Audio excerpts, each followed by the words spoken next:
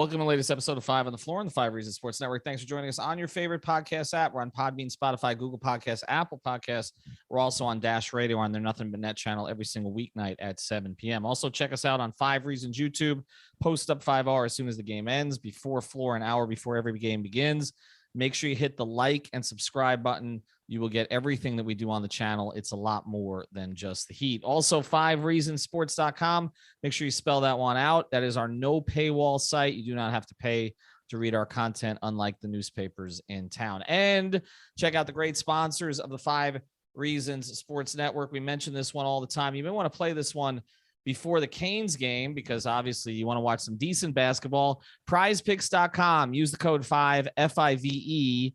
That's the code 5, and you will get your initial deposit match. This is the official fantasy sponsor of the 5 Reasons Sports Network. You can play 2, 3, 4, 5 players together. You can play the flex play, the power play, any way you want to do it. And here's the thing. If you use that code 5, F-I-V-E, you put down $100, they will give you $100 to play with. You don't have to use it all at once, or you can put down 20.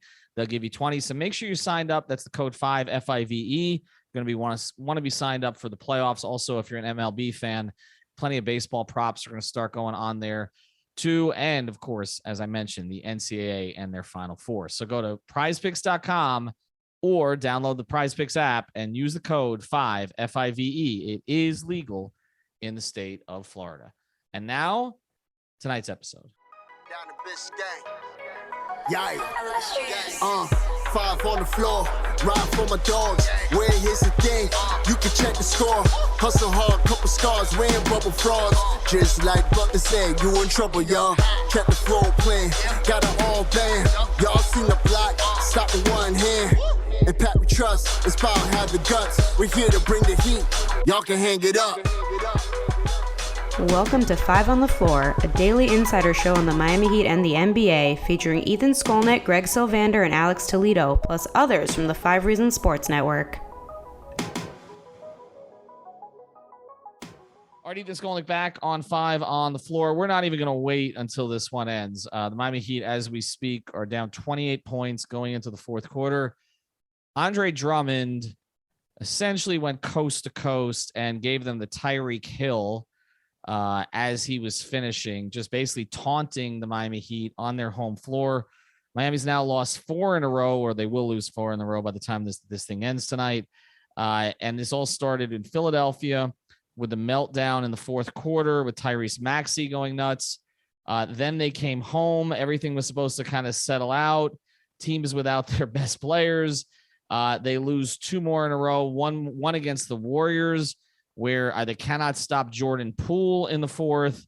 Then the next game, they get a Knicks team that's not going to the playoffs without Julius Randle down here. And the fourth quarter, Emmanuel quickly goes nuts. Tonight was different. Tonight, in my view, Greg, and I'm going to bring on Greg Sylvander. You can follow him at Greg Sylvander. And tonight's floor plan is we're just going to give you like a quick kind of hitting initial reaction to this, and then tomorrow night we'll go more in depth on where they go from here. But I just want to get into what's happened tonight. This was the most concerning of all of them for me, and here's the reason. The last 3, I think you could chalk up to a variety of factors. Okay, Greg, like, something not being quite right with this team. In the first case, Hero got hunted. Okay, you're in Philadelphia. It's a tough place to play. Maxey was playing well. The Warriors game was inexcusable, but again, you had the crack up on the sidelines and all that. So maybe there's some internal stuff, but you can sort that out. The Knicks game, I mean, the collapse in the fourth, but it's 1 quarter. Again, not a good look at all. But again, it's just like, okay, we're closer for 3 quarters. We looked like a good team again. The big issue tonight, Greg, is they were outclassed, like seriously outclassed. And for the two of us, and I'll speak for myself here, who have been saying all year, well, why are you going to fear a Nets team that can't defend anybody, that has been kind of guys in and out all year, has basically seemed like an ESPN production.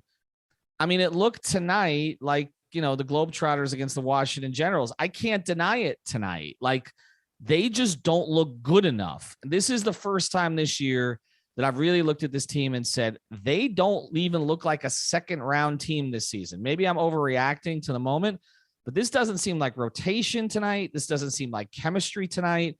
This is not related to Eric Spoelstra not being there, and we hope all is well with his son. This just looks like they're not good enough, Greg. And this is the first time I've thought this season, like completely.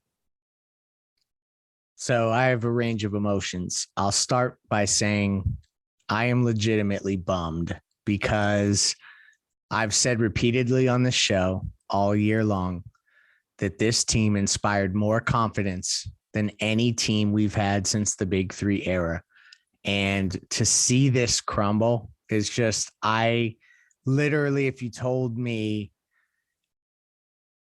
let's say mid-December, that there was like a bunch of options, I don't care what they were, this would be the option that I would have said would be the least likely to take place. That this is not that they have dead legs. This is not that they've ran out of gas. It's not that. It's just not.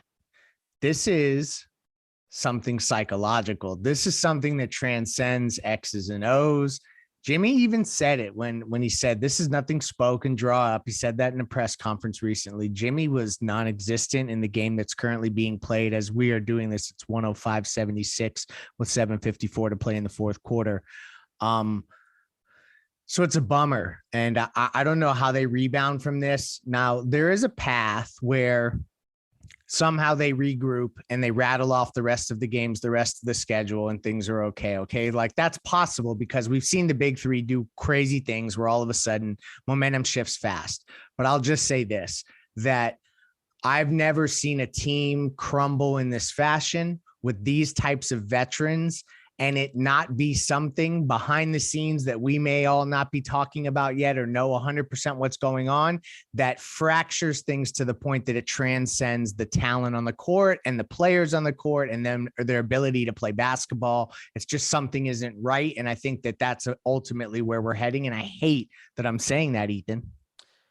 I'm trying to have that perspective that there must be something behind the scenes. And obviously I came back from Philadelphia and reported that there were some concerns, but nothing to this degree that would fracture it to this level. It was more so, a feeling that maybe things were capped this year because of some stuff that was going on behind the scenes, but not that they would completely fall apart. My concern is this, a couple things. One, we say, well, they could run the table.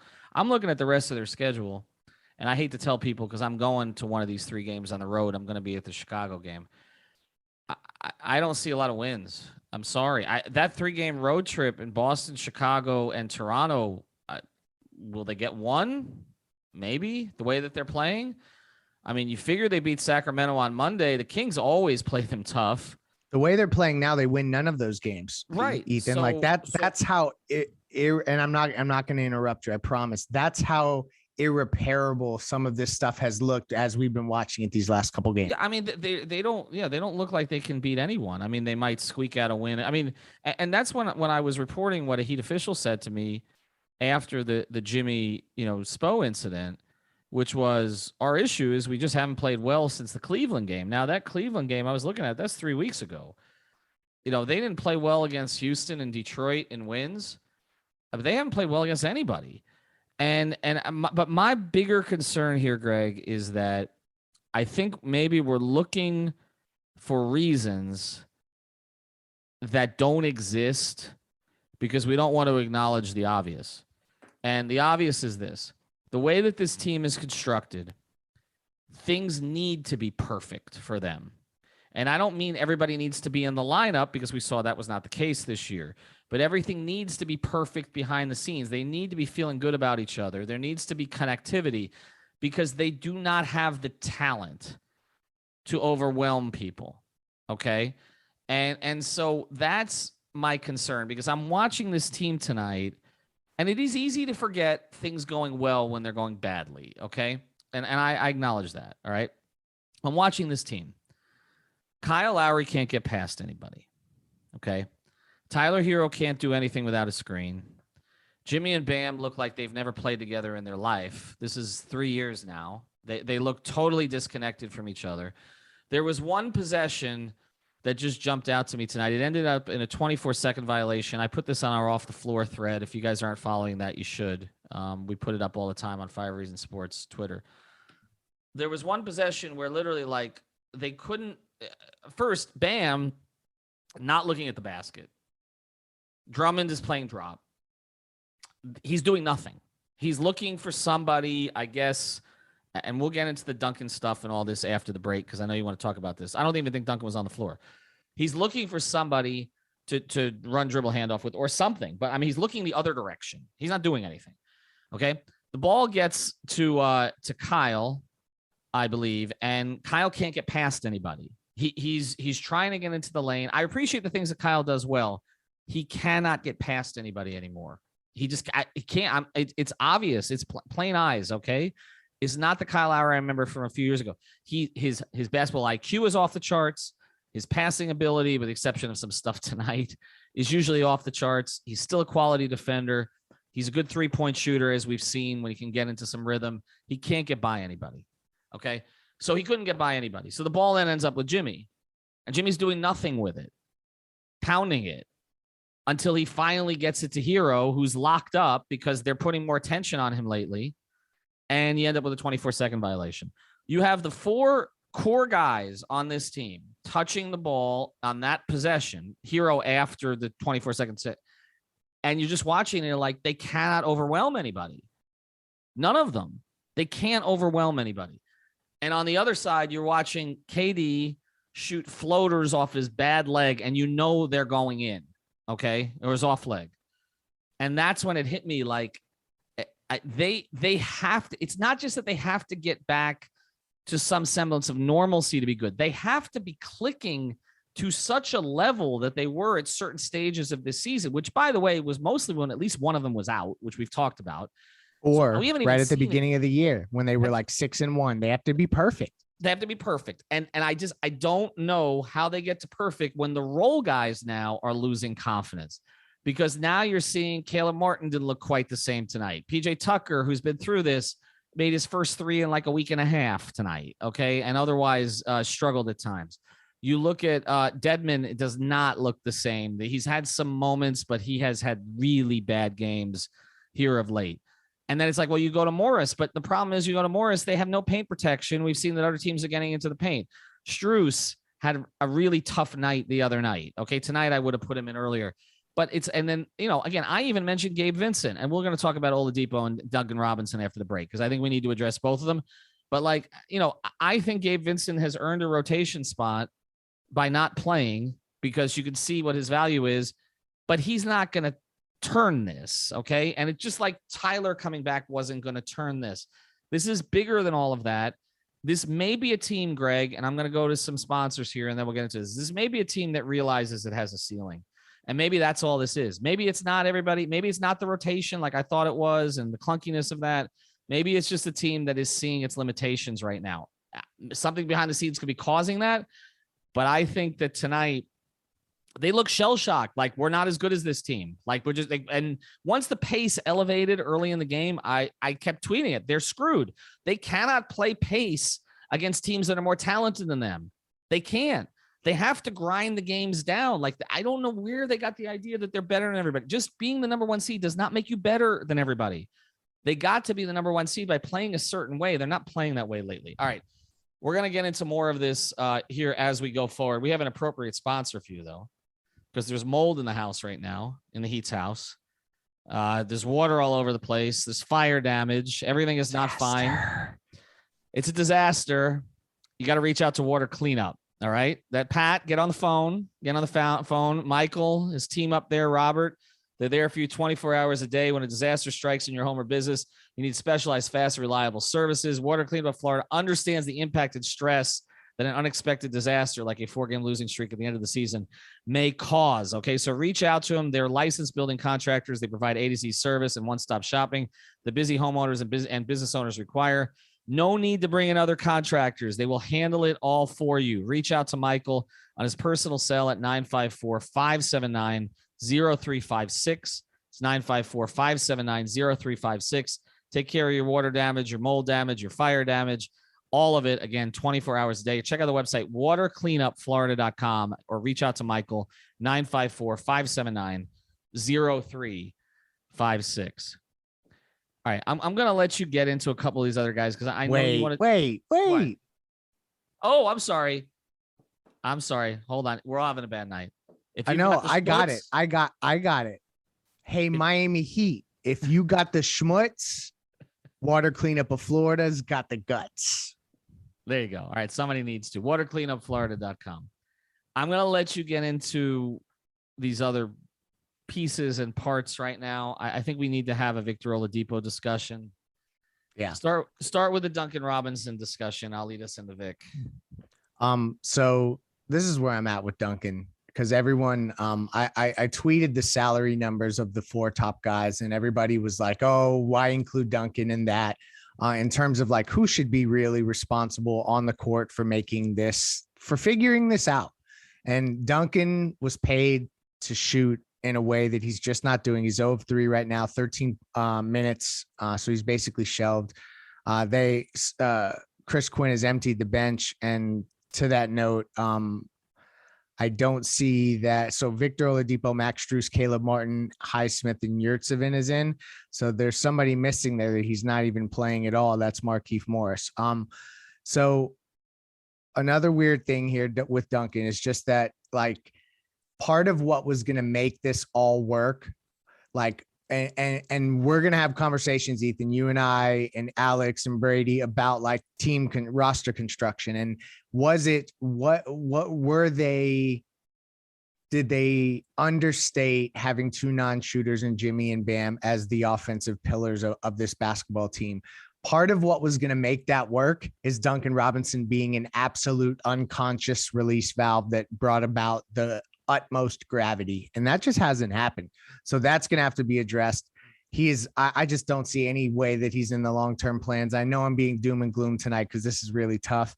So maybe things turn around. Obviously, I've seen crazier things happen, but ultimately I don't think that that's going to work. Victor Oladipo, for as much as I want it to work, maybe he comes back as a low-cost bench option next year with some upside.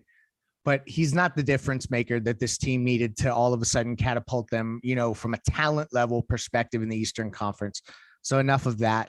The rest of this, I think we have some conversations about how do you move forward with a couple older guys that are attached at the hip and a couple younger guys you can build around, but we're not going to get there tonight. Ultimately, this is like, it's unfortunate. You mentioned the season where the Heat got a 50-win team without Alonzo Mourning, with Anthony Mason as an all-star, Eddie Jones as a supporting player, Brian Grant as the center. They had a great season, and they got swept out of the first round, or even last year, where they kind of just fell flat at the end. This is a different kind of falling flat, Ethan. I can't remember this kind of crumble, and unless they turn something around, this is going to be a little unprecedented, right? Yeah, I think so. And I think, like, so we'll have those discussions about Duncan and Depot and where they go from them there, after the season. I think right now we got to address what they do with them at the moment. Because I think the after the season conversation is going to be really complicated, because my single biggest fear for this team, and I said it the other night, and I will address this more tomorrow, is that I have a feeling that Tyler Hero is going to show up in the playoffs and they're going to get beat badly anyway. And then you're going to be in a position where the one guy that you can actually trade is the guy who showed you shouldn't trade him. I hate that. That may be where right. we're headed. And I just, again, we're going to talk here about Duncan and Depot, but in a lot of ways, this is a Jimmy Bam Kyle conversation. You've got 3 guys we're going to be making, as you said, I mean, you can't get away from it. Cat mechanics are cat mechanics. I don't count other people's money, but the NBA does. Okay. And you got 3 guys making well north of $100 million between. They got to do the heavy lifting. And the question is coming for me is, it's like when I see the guys coming up with the Amazon packages in my building. Sometimes the packages are too heavy, and they're looking too heavy for the 3 of them right now. Okay. And they're looking like these 3 guys are not as connected as they need to be.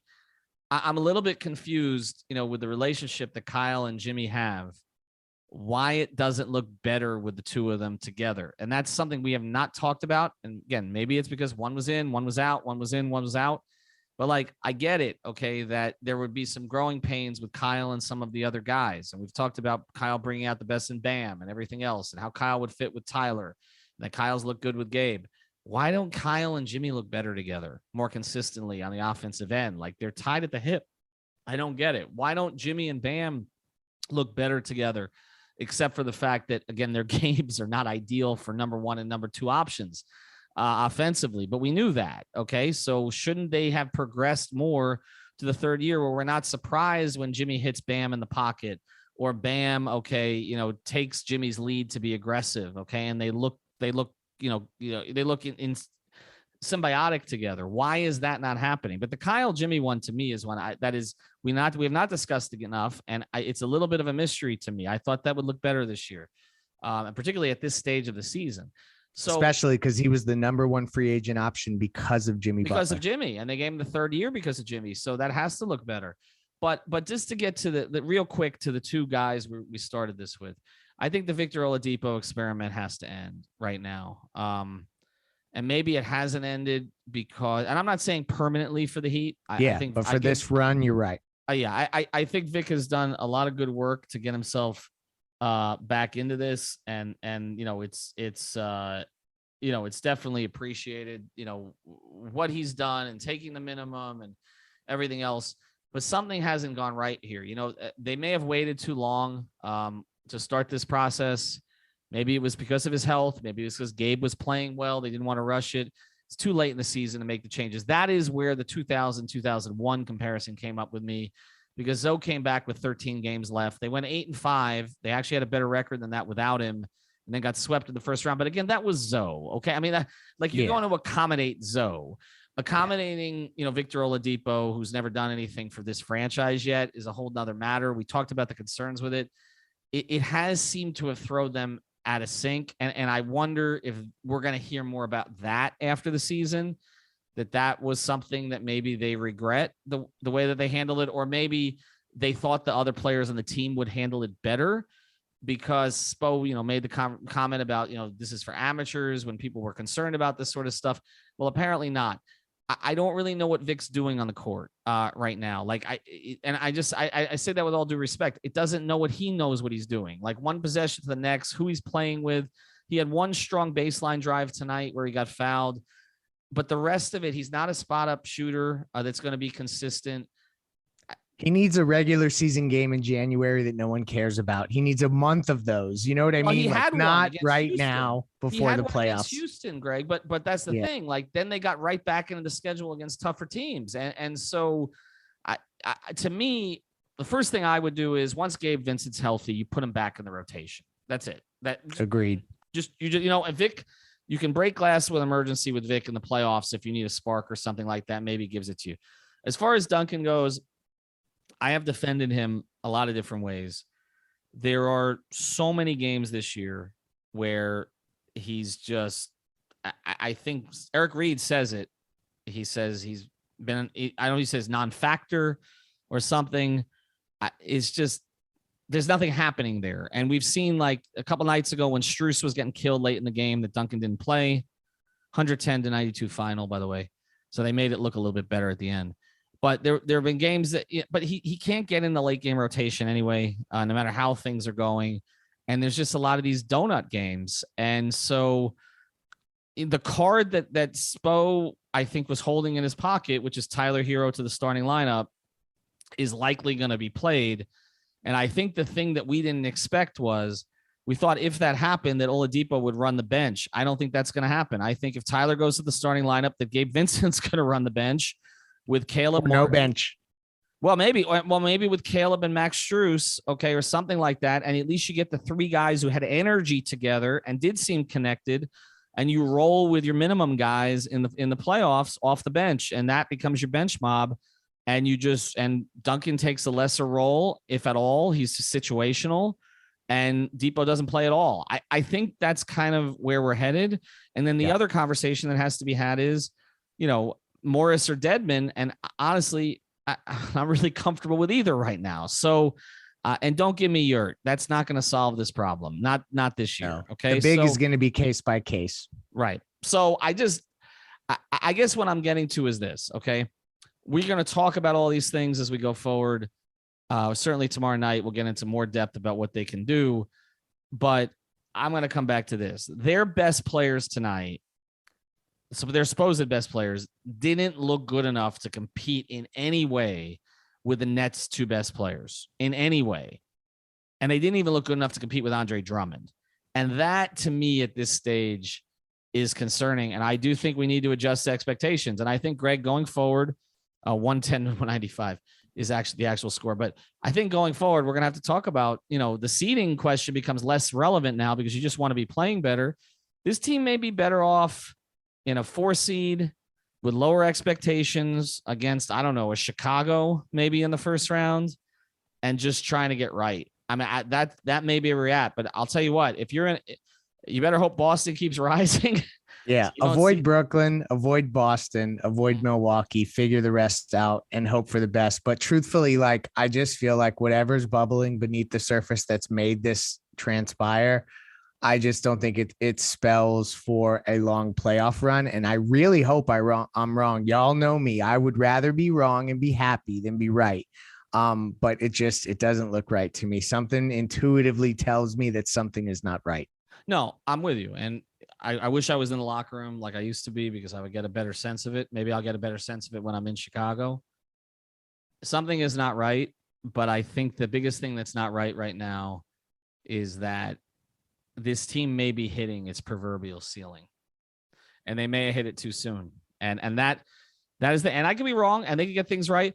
There's an Indiana team from a few years ago, if you remember, we've talked about this team a lot, that crashed down the end of the season. They somehow managed to still keep the 1 seed, if you recall. Okay. They lost to the Heat in the Eastern Conference Finals, but they got there. Okay. They got there. They nearly lost. I believe they nearly lost to an 8 seed in the first round. It looked that would feel like a success now, Ethan. It's all about expectations. That's all it's about.